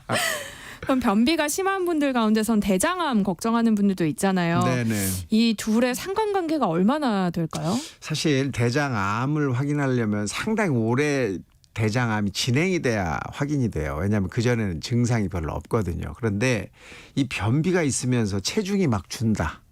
이러면 이제 대장암과 관계가 굉장히 많은 거예요. 그래서 체중이 줄면서 변비가 생기면 이걸 확인하셔야 되고, 두 번째는 변비가 생겼는데 계속 배가 너무 아프다. 복통이 계속 된다. 이것도 확인을 하셔야 되고, 네. 또 변비가 있는데 열이 자꾸 난다. 이것도 확인하셔야 돼요. 그리고 이런 증상들이 2주 이상 지속이 되면 무조건 가셔야 됩니다. 네. 2주 이상 지속되면 안 됩니다. 알겠습니다. 그렇다면 변비를 예방하려면 어떻게 해야 할까요? 네, 제일 좋은 건 잘 드시는 거죠. 우선 음식 양을 늘리셔야 돼요. 그 대신 균형 잡힌 식사가 필요하죠. 그래서 탄수화물이 포함이 돼야 되는데 그냥 탄수화물보다는 식이섬유가 많이 들어있는 이런 음식을 드셔야 됩니다. 여러분 잘 아시는 미역, 다시마, 김, 매생이 이런 거, 또 사과, 배 같은 데에도 상당히 많은 펙틴, 식이섬유 이런 게 많이 포함되어 있어요. 또 아몬드나 호두 같은 데에도 많이 들어있기 때문에 이런 음식들을 골고루 또 하루에 한 팩 정도씩을 만들어서 드시는 거 굉장히 큰 도움이 되고, 네. 두 번째는 수분을 자주 섭취하셔야 돼요. 특히 요즘같이 이제 날씨가 더워지면 수분 소실이 많잖아요. 그러니까 수분 섭취를 더 많이 하시고 그다음에 운동을 좀 해주셔야 돼요. 그래서 나가서 장 운동을 따로 하실 게 아니라 그냥 육체적인 운동을 하시면 장 운동이 저절로 됩니다. 코어 운동을 하셔도 되고 걷기 운동을 하셔도 되고 수영을 하셔도 되고 등산을 하셔도 됩니다. 나가세요. 요즘 햇살 좋으니까 진짜 네. 나가서 운동하기 딱 좋은 날씨예요. 그런데 식이섬유가 오히려 변비를 유발할 수 있다는 이야기도 있더라고요. 네, 우리가 이제 변비를 크게 나눠보면 두 가지로 나누는데, 하나는 장에 근육의 힘이 떨어져서 생기는 이완성 변비. 이게 이제 주로 연세 드신 분들한테 생기는데 이때는 식이섬유가 큰 도움이 됩니다. 그런데 또 한 가지 변비가 있어요. 긴장성 변비라는 게 있는데 이것은 장이 오히려 굉장히 긴장을 하고 자극적이고 조그마한 자극에도 금방 반응하는 이런 상황이거든요. 그래서 불규칙한 생활을 한다든지 스트레스가 많다든지 해주면 장이 예민해져 있는 이런 분들한테서 오는 변비입니다. 이때는 식이섬유가 증상을 더 악화시킬 가능성이 있어요. 네. 그래서 이런 긴장성 변비 같은 곳을 어떻게 하느냐. 토끼똥 자꾸 보시는 분들, 이틀에 한 번씩 가는데 토끼똥 같은 병이 나온다. 이런 분들은 이제 긴장성 변비일 가능성이 네. 높고 이분들은 조금 조심하셔야 합니다. 그렇겠네요. 워낙 변비가 흔한 질병이다 보니까 변비약 그냥 자주 복용하시는 분들도 많잖아요. 네네네. 자주 복용해도 괜찮아요? 변비약이 종류가 있어요. 변비약 종류가 두 가지로 크게 나누는데, 하나는 변의 양을 증가시켜서 변의를 빨리 느끼게 하고 변을 볼 수 있게 해주는 그런 변비약이 있고, 또 한 가지는 그냥 무작정 장 운동만 자꾸 하도록 하는 약이 있습니다. 이 변 양을 증가시키는 거는 자주 먹어도 사실은 큰 문제가 안 돼요. 근데 네. 장 운동을 자꾸 자극하는 것은 정상적인 장 운동이 안 되게 만들어요. 계속해서 복용을 하면. 네. 그래서 이건 어떤 변비약인지를 잘 확인해 보시고 드셔야 되니까 의사 선생님한테 한번 꼭 여쭤보시고 내가 이거 장기간 복용해도 됩니까? 확인 받으실 필요가 있습니다. 유산균을 복용하는 건 어때요? 유산균도 도움이 될 수 있어요. 장까지 잘 도달하게만 해준다면. 근데 장까지 도달하지 못하는 유산균들은 사실은 장에 못 갔으니까 별 도움이 안 되겠죠. 네. 그래서 유산균을 장까지 잘 갈 수 있게 만들어 놓은 그런 방법들이 여러 개가 있거든요. 그렇게 해놓은 유산균들은 도움이 되고 또 유산균은 장에 또 있기 때문에 유산균의 먹이가 되는 식이섬유나 또는 그 프리바이오틱스라고 하는 거 이런 것들은 더 도움이 될 수가 있습니다. 네. 예. 똑똑 라디오 주치 오늘은 변비를 가볍게 여겨서는 안 되는 이유가 뭔지 또 장 건강을 챙기기 위해서는 어떻게 해야 하는지 이야기 나눠보고 있는데요. 관련해서 고민 있으신 분들 계속해서 문자 보내주시기 바랍니다. 노래 한 곡 듣고 오한진 교수님의 처방 받아볼게요. 잔나비의 용맹한 발걸음이요. 네, 여러분들이 보내주신 문자 살펴보겠습니다. 6277님, 양배추 요리를 먹으면 변이 시원하게 잘 나오는데요. 혹시 양배추 즙을 먹어도 비슷한 효과를 낼 수 있을까요? 하셨어요. 네, 조금 다릅니다. 양배추를 다 먹어야 돼요. 즙은 이제 짜고 껍질에 남아 있는 건 다 버리잖아요. 네. 이렇게 되면 식이섬유를 다 먹을 수는 없어요. 물론 즙에도 식이섬유가 조금 있기는 하지만 그 밖에 있는 이 짜고 남은 거에 대부분 식이섬유가 있거든요. 네. 그러니까 즙보다는 양배추를 다 드셔야 됩니다. 네. 0135님, 변비가 심해서 3년 전 치질 수술을 했습니다. 그런데 요즘 다이어트 하느라 변비가 재발했어요. 차전자피 과립을 아침 저녁으로 먹고 있는데요. 괜찮을까요? 하셨어요. 네, 일시적으로 드시는 거야 상관없습니다. 다이어트 하시는 동안에는 드셔도 되는데 이 차전자피 과립도 변의 양을 늘려주는 거거든요. 네. 근데 이게 너무 오랫동안 드시는 거는 뭐 이렇게 권장은 안 돼요. 그러니까 다이어트 하는 동안 빨리 빼시고 정상적으로 얼른 돌아가시면 좋겠네요. 너무 네. 길게 하시면 안 좋다는 말씀이신 네. 것 같아요. 8318님, 저는 변비라는 생각이 들면 비데로 세정을 하는데요. 효과가 있더라고요. 그런데 혹시 변비에 안 좋은 행위일까요? 하셨어요. 효과가 있죠. 왜냐하면 변의를 자꾸 자극할 수 있고 네. 그래서 변을 볼 수 있게 만들어주는데 너무 세게 하시다 보면 장 점막 특히 항문 점막을 상처낼 수가 있어요. 그래서 너무 세게 힘을 줘서 하는 세정은 별로 좋지 않습니다. 적당한 그렇군요. 수준만 하셔야 돼요. 5597님, 집사람은 다른 곳에선 절대 큰일을 못 보고 힘들어합니다. 그런데 큰딸도 엄마랑 똑같아서요. 여행 가길 두려워하더라고요. 이거는 어떻게 극복할 수 있을까요? 하셨어요. 네, 다른 사람도 다 똑같다는 생각을 하면은 쉬워집니다. 누구나 냄새 나고 누구나 큰일을 볼 때는 힘듭니다. 그런데 이럴 때 도움을 받을 수 있는 것이 그 식이섬유를 이렇게 먹을 수 있게 만들어 놓은 게 많아요. 과립으로도 만들어 놓은 것도 있고 네. 프리바이오틱스라고 알려져 있는 것들이 다 식이섬유거든요. 네. 이런 것들을 미리미리 준비해서 여행 갈 때 가지고 가시면 하루에 하나나 2개 정도 드시면 가서 볼일 다 보시고 편안하고 정말 시원하게 잘 다니실 수 있습니다. 네. 네, 프리바이오틱스가 도움이 된다고 하시네요.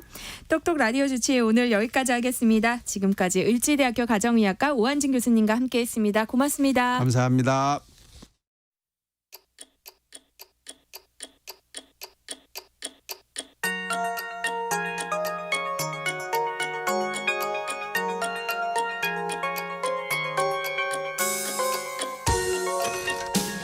설레는 오후 햇살과 함께 즐기면 좋을 음악들 소개해드리겠습니다. 김윤아의 멜로우팝, 김윤아 음악평론가와 함께합니다. 어서 오세요. 안녕하세요. 네, 오늘은 또 어떤 노래들 함께 해볼까요? 네, 오늘은 조금 독특하게 댄스 가수들이 부른 멜로우팝을 함께 해볼까 하는데요. 네. 댄스 가수라는 말이 어떻게 보면 요즘엔 좀 촌스럽게 느껴지기도 그러니까요. 하는 것 같아요. 그죠? 요즘은 잘 안 쓰는 것 같아요. 요즘은 거의 이제 그 춤을 추면서 노래하는 가수들이 케이팝 가수나 뭐 네. 아이돌들이다 보니까 이 표현을 잘 안 쓰는데 사실 90년대까지만 해도 다들 댄스 가수라고 이야기를 많이 했었잖아요. 네. 오늘 그렇게 90년대를 대표하는 댄스 가수들의 멜로우한 곡들을 모아서 들어볼까 하는데요. 말씀드린 것처럼 사실 댄스 가수라는 말이 많이 나오기 시작한 건 90년대였고 실제로 그들의 전성기도 그 즈음이었던 것 같습니다. 한 90년대 중후반부터는 이제 아이돌 그룹들이 등장을 하면서 댄스 가수 이퀄 거의 아이돌 그룹이라는 이미지가 강해진 것 같아요. 네. 그 가운데에서 이제 지금까지도 댄스 가수로서의 명맥을 잇고 있는 팀들도 오늘 소개가 될 것 같고요. 그리고 전설 속에서 뭐 어떤 댄스뿐만 아니라 장르 음악으로서의 아이콘으로도 아직까지 한국 대중음악계에서 언급이 자주 되고 있는 댄스 가수도 오늘 소개해드리도록 하겠습니다.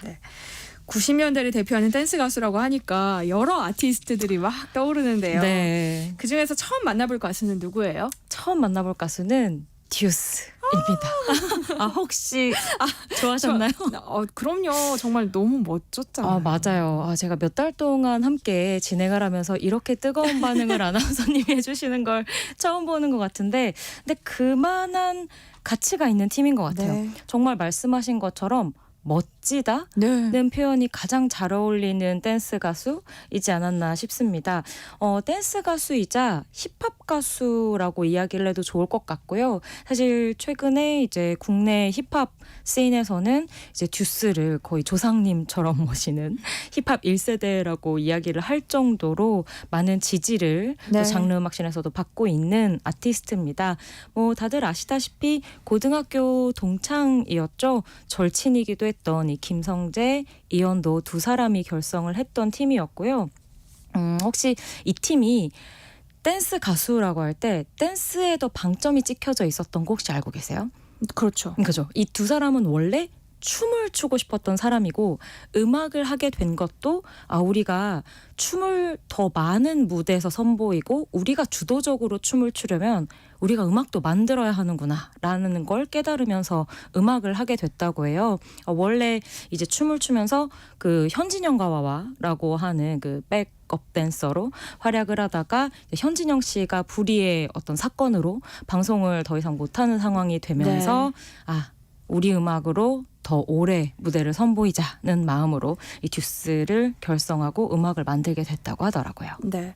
그런데 듀스로 활동한 기간이 길진 않았죠. 맞아요. 이게 저도 나중에 따져보고 나서 깜짝 놀라기도 했었는데요. 2년 정도입니다. 요즘 2년이면 순식간에 그냥 지나가 버리는 시간이잖아요. 그 사이에 무려 리믹스 앨범을 포함해서 4장의 풀랭스 정규 앨범을 발표했어요. 3장이 정규 앨범 그리고 한 장에 이제 10곡 정도가 되는 보통 정규 앨범이라고 많이 이야기를 하는 규모의 앨범을 발표를 하게 된 거죠.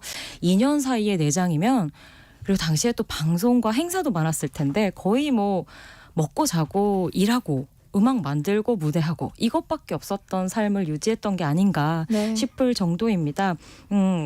요즘 말로 하면 좀 스웨그했다고 얘기해도 좋을 정도가 아닐까 싶은데요.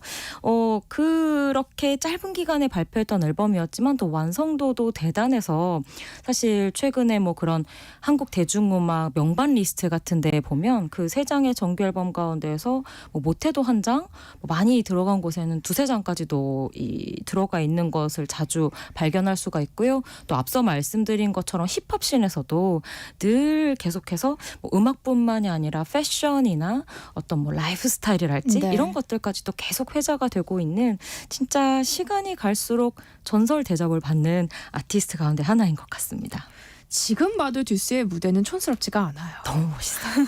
그럼 오늘 들어볼 곡은 어떤 곡이에요? 네, 이 팀의 멜로우 팝을 준비한다고 이제 말씀드렸으니까 혹시 이 곡일까 추측한 분도 계실 텐데요.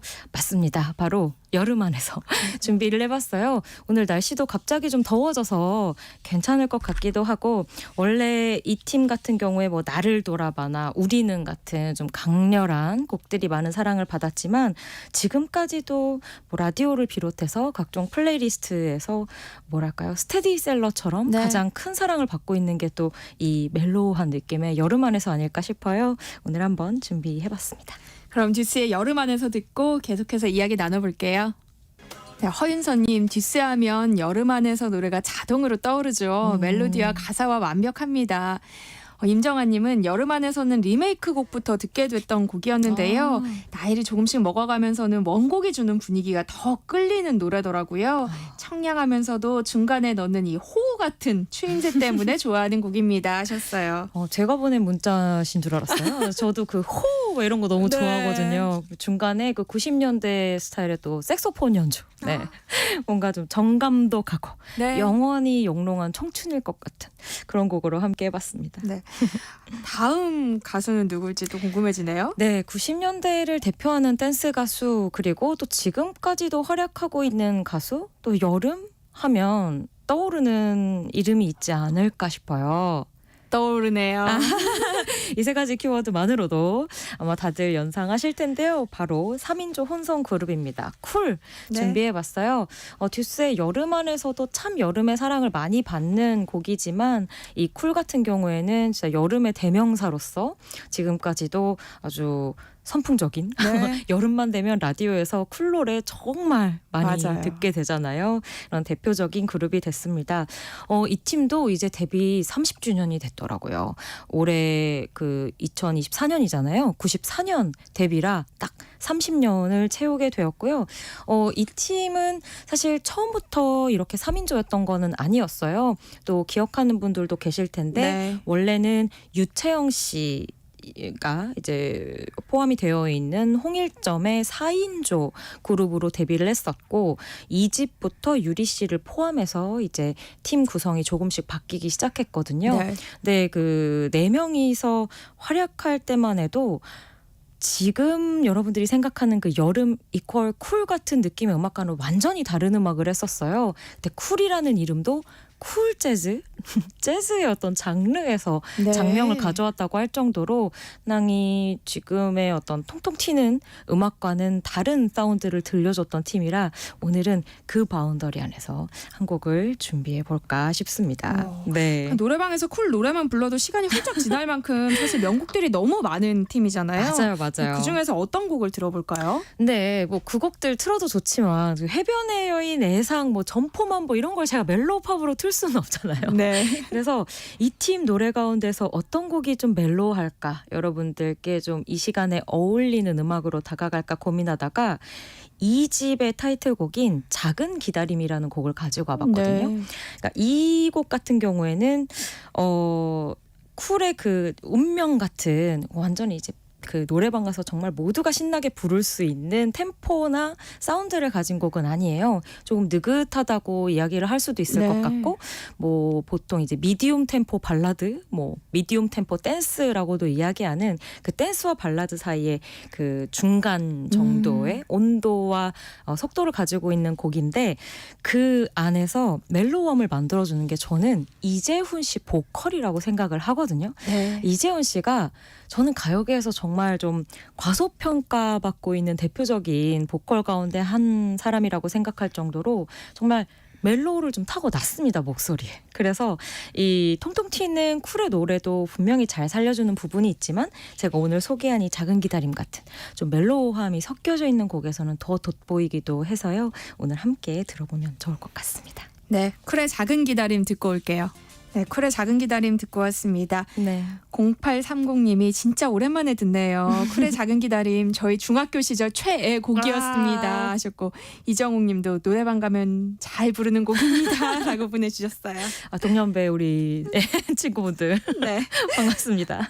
오늘 청량한 가수들의 노래에 이어서 계속 네. 듣고 있는데 이 만나볼 마지막 이 90년대 댄스 가수는 누군가요? 네, 이 팀 역시도 최근까지 좀 활발하게 활동을 하고 있고 사실 저희 코너 이름이 또 멜로우팝이다 보니까 또 오늘 제가 멜로우한 곡들을 가지고 오겠다고 얘기하고 나니까 이걸 틀어봐라 괜찮나라는 고민을 마지막까지 했던 네. 팀인데 하지만 쿨이 나왔으면 전 이 팀도 같이 좀 나와줘야 된다고 생각하거든요. 네. 바로 코요테. 최근에 또 쿨요테 뭐 이런 장명으로도 같이 공연을 하기도 하는 사이가 되었는데요. 네. 신지 씨를 중심으로 이제 2004년부터는 김종민, 백가 이렇게 3인조로 지금까지도 활발히 활동하고 있는 팀입니다. 근데 지금 코요테 곡들을 떠올려 봤을 때는요. 네. 멜로우한 것과는 좀 거리가 있지 않나 싶거든요. 아니죠. 그쵸. 절대 멜로하지. 이 코요테는 멜로와 가장 극단적으로 거리가 있는 팀이에요. 그 네. 쿵짝쿵짝하는 약간 뽕짝 같기도 그렇잖아요. 한 그 네. 리듬과 함께 댄스를 접목시키면서 큰 인기를 얻었고 뭐 순정, 파란, 패션 뭐 이런 곡들 아주 선명하게 기억을 하고 계실 텐데 네. 그 가운데서 제가 골라 본 곡이 바로 만남이라는 곡입니다. 네. 이 곡 역시도 라디오에서 참 많은 사랑을 받는 노래인데 이 곡이 멜로우 할 수밖에 없는 게요. 원곡이 있는데요. 그 곡이 정말 소 멜로우합니다. 멜로우의 원단 같은 곡이에요. 바로 임기훈 씨의 당신과 만난 이날. 이 원곡도 이제 많은 분들이 아시잖아요. 네. 그 당신과 만난 이 날을 하는 이 곡을 이제 코요테 스타일로 바꾼 리메이크를 그렇군요. 해서 부른 곡인데 그렇다 보니까 코요테 느낌이 있긴 있어요. 그래서 저희 멜로팝에서 들었던 곡 중에서는 가장 좀 뭐랄까요?